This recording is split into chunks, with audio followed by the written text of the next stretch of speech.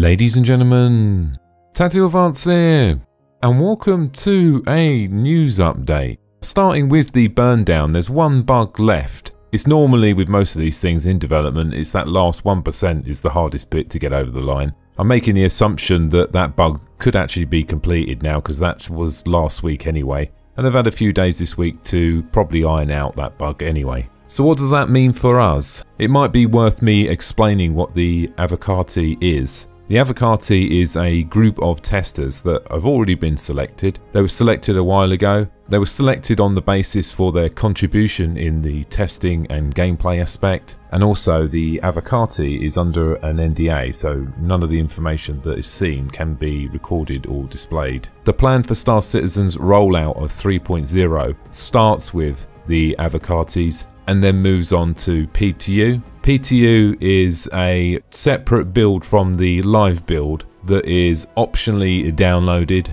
by yourself, so you don't have to opt in to play on the PTU. You can wait until it goes to live. They normally roll the numbers out staggered on each group. So for Avocati, they might start by rolling out to a small amount of people just to do a basic penetration test to make sure something doesn't instantly fall over, and then roll that out to the rest of the Avocati testers. Once that then passes the Avocati test process and gets to a point where it's running stable and they're content and moving to the PTU, it goes to a wider test. Main difference between the two, the Avocati test is going to be, let's just say, a smaller group of people, and then the PTU will roll out in a staggered phase, starting with thousands, 10,000, 20,000, 100,000. You get the idea, until the point where PTU is open just to everyone, and then once that is in a form where it's solid, it then goes live. Now going live, there's no staggered rollout. At that point, the PTU has actually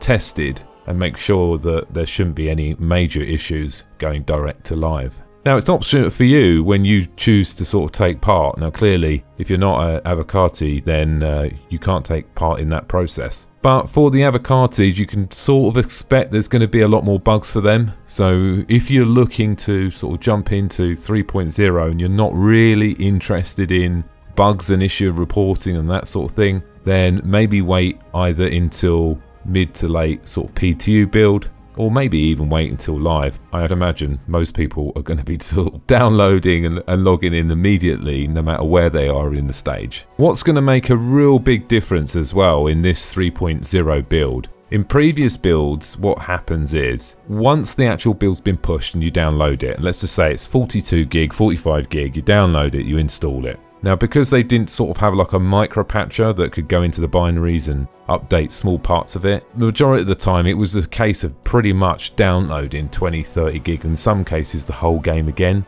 Now what this does is this affects the testing process, because now what you're doing is you're limiting the availability to the full audience. You know, some people might have a very, very small internet connection or might have a data cap.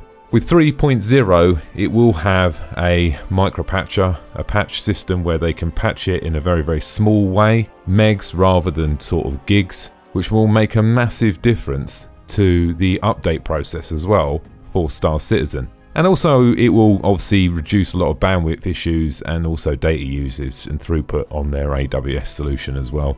I'm expecting them to announce on Thursday that it's going live to Avocati, or maybe at that point it could even have gone live, high possibility. Keep in mind the Avocati sort of testers, it will be pushed to them with some bugs, clearly. There are sort of very low priority bugs there that are not game breaking.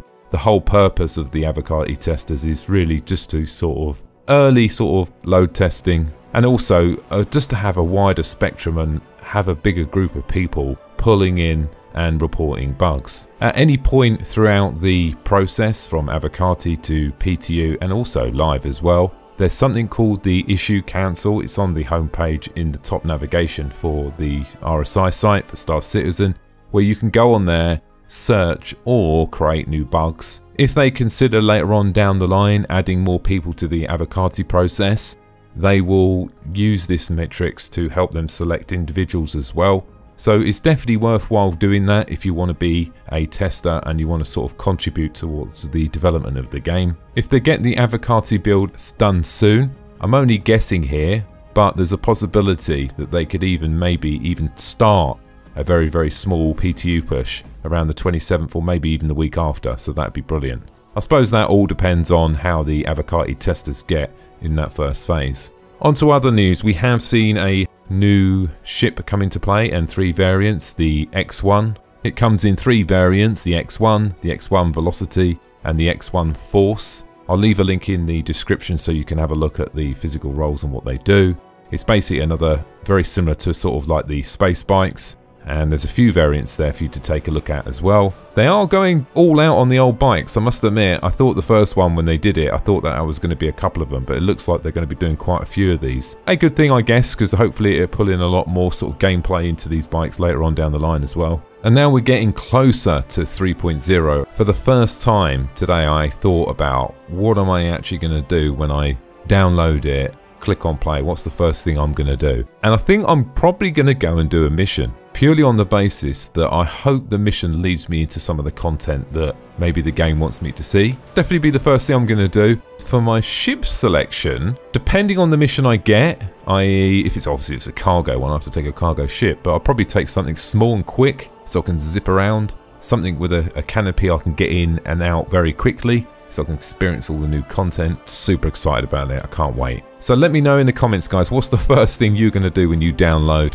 and you get in game? What ship are you going to pick as well? So that's it from me, guys. I hope you enjoyed the video. Thanks for listening, and don't forget to subscribe. Bye now.